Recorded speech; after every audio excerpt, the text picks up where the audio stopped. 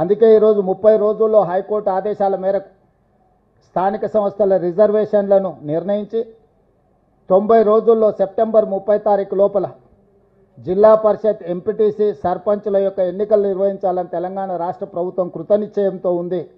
దాన్ని సాధించాలి అంటే కేంద్ర ప్రభుత్వం ఆ రిజర్వేషన్లను ఆమోదించాలి. కేంద్ర ప్రభుత్వం ఆమోదించాలి అంటే కేంద్ర ప్రభుత్వం మీద ఒత్తిడి తీసుకురావాలి. కేంద్ర ప్రభుత్వం మీద ఒత్తిడి తేవాలి అంటే పార్లమెంట్ సమావేశాలు జరుగుతున్నాయి కాబట్టి ప్రధాన ప్రతిపక్ష నాయకులను కలిసి వీలైతే ఇండియా కూటమికి సంబంధించిన ఇతర రాజకీయ పార్టీలను కూడా సమన్వయం చేసుకొని ఈ రిజర్వేషన్లను సాధించి బలహీన వర్గాలకు న్యాయం చేయాలని ఈ పర్యటన చేపట్టినాం. మీడియా మిత్రుల సహకారాన్ని కూడా తెలంగాణ రాష్ట్ర ప్రభుత్వం ఆశిస్తున్నది. జాతీయ స్థాయిలో చర్చ జరగాల్సిన అవసరం ఉన్నది. జాతీయ స్థాయిలో బీజేపీ ప్రభుత్వాన్ని ఎన్డీఏ కూటమిని ఈరోజు మనందరం కూడా నిలదీయాలి. తద్వారా కొన్ని దశాబ్దాలుగా అణచివేతకు లోనవుతున్న బలహీన వర్గాలకు న్యాయం చేయాలని ఏదైతే సోషల్ జస్టిస్ చేయాలని ఈరోజు రాహుల్ గాంధీ కాంగ్రెస్ పార్టీ అనుకుంటుందో దానికి సహకరించాల్సిందిగా విజ్ఞప్తి చేస్తున్నాం.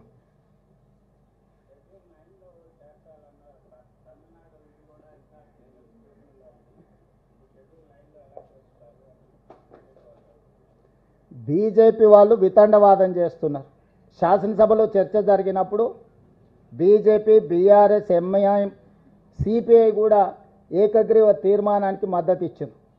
రాష్ట్ర బీజేపీ శాసనసభ్యులు ఒక పక్కన మద్దతు ఇస్తుంటే కేంద్ర బీజేపీ తాత్సారం చేస్తుంటే నూతనంగా నియామకం ద్వారా తెలంగాణ రాష్ట్ర అధ్యక్షుడిగా మారిన రామచంద్రరావు గారు మీరు ఎలా చేస్తారు, మీరు హామీ ఇచ్చుకుంటే మీరే చేసుకోండి, లేకపోతే ముస్లింలను రిజర్వేషన్ల నుంచి తొలగించండి అని చెప్పి వితండవాదం చేస్తున్నాడు. ఇవాళ బీజేపీకి ఒక రాజ్యాంగం, కాంగ్రెస్ పార్టీకి ఇంకొక రాజ్యాంగం లేదు. డాక్టర్ బాబాసాహెబ్ అంబేద్కర్ గారు ఇచ్చిన రాజ్యాంగం దేశ ప్రజలందరికీ ఒక్కటే. ఆ రాజ్యాంగానికి లోబడే ఈరోజు రిజర్వేషన్లు పెంచాలి అని అంటున్నాం. అదేవిధంగా భారతీయ జనతా పార్టీ తెలంగాణ రాష్ట్రానికి సంబంధించిన కిషన్ రెడ్డి నుంచి మొదలు పెడితే బండి సంజయ్ వరకు కేంద్ర మంత్రులుగా పనిచేస్తూ ముస్లిం రిజర్వేషన్లను మేము ఒప్పుకోము, తెలంగాణ రాష్ట్ర ప్రభుత్వం ముస్లింలను తొలగించే రిజర్వేషన్లను ప్రతిపాదిస్తే మేము మద్దతు ఇస్తామంటున్నా అని అంటున్నారు వాళ్ళు. అసలు వాళ్ళ అవగాహన ఉండి మాట్లాడుతున్నారా, అవగాహన లేకుండా మాట్లాడుతున్నారా నాకు తెలీదు. కానీ నేను సూటిగా కిషన్ రెడ్డి గారిని, బండి సంజయ్ గారిని నేను ప్రశ్నిస్తున్నా. నరేంద్ర మోడీ గారు జన్మించిన రాష్ట్రం గుజరాత్, నరేంద్ర మోడీ గారు ప్రాతినిధ్యం వహిస్తున్న రాష్ట్రం మహారాష్ట్ర. భారతీయ జనతా పార్టీకి మూలాలలో ఉన్న సిద్ధాంతకర్తలైన ఆర్ఎస్ఎస్ కేంద్ర కార్యాలయం మహారాష్ట్రలో ఉంది. ఈరోజు గుజరాత్లో, ఉత్తరప్రదేశ్లో, మహారాష్ట్రలో 40-50 సంవత్సరాల నుంచి ముస్లిం రిజర్వేషన్లు అమలు జరుగుతున్నాయి. నిజంగానే మీరు ముస్లిం రిజర్వేషన్లను తొలగించాలి అని అంటే, తొలగించే ధైర్యం, చిత్తశుద్ధి మీకుంటే గుజరాత్ నరేంద్ర మోడీ పుట్టిన రాష్ట్రంలో ముస్లిం రిజర్వేషన్లు తొలగించండి. ఈ దేశ ప్రధానమంత్రిగా, పార్లమెంట్ సభ్యుడిగా ప్రాతినిధ్యం వహిస్తున్న ఉత్తరప్రదేశ్లో మీరు ముస్లిం రిజర్వేషన్లను తొలగించండి.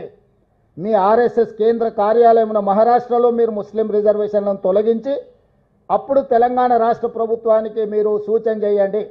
మేము 3 రాష్ట్రాలలో రిజర్వేషన్లు తొలగించినాం, తెలంగాణ రాష్ట్రంలో కూడా తొలగించాలని చెప్పి వాళ్ళు మాట్లాడితే అర్థం ఉంటుంది. వితండవాదం చేయడం ద్వారా వాళ్ళు సాధించేదేం లేదు.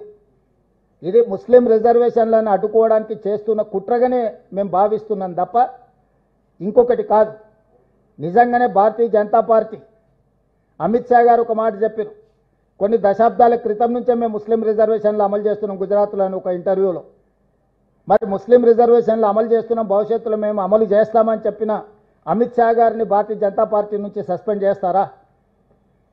కాబట్టి ప్రజల్ని తప్పుదోవ పట్టించి ఒక భావోద్వేగాలను రెచ్చగొట్టి రాజకీయ ప్రయోజనం పొందాలని ఎవరినో ఒకరిని, ఒక వర్గాన్ని అడ్డం పెట్టి వాళ్ళని సాకుగా చూపించి రిజర్వేషన్లు అడ్డుకోవాలనే ప్రయత్నము ఈరోజు భారతీయ జనతా పార్టీ చేయదలుచుకుంటే ప్రజలు తెలంగాణ రాష్ట్రం నుంచి పూర్తిగా తూర్చిపెట్టేస్తారు బీజేపీ పార్టీని.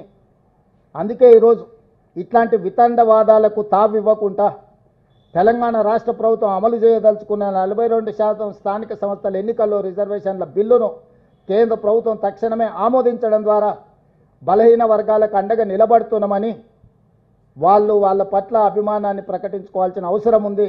కాంగ్రెస్ పార్టీ డిమాండ్ చేస్తుంది.